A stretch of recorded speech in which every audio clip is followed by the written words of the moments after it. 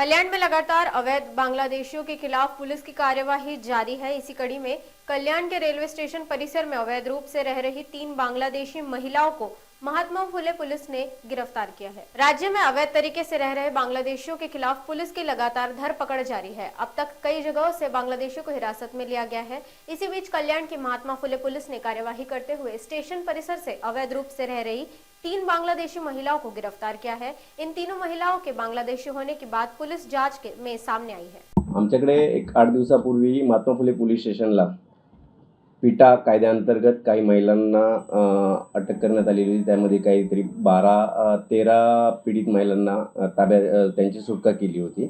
त्या अनुषंगाने माननीय वरिष्ठ पोलीस निरीक्षक श्री ज्ञानेश्वर साबळे सर यांनी हे तपास करत असताना त्याच्यामध्ये कल्याण रेल्वे स्टेशन परिसरामध्ये काही बांग्लादेशी महिला येत असल्याची माहिती मिळाली होती।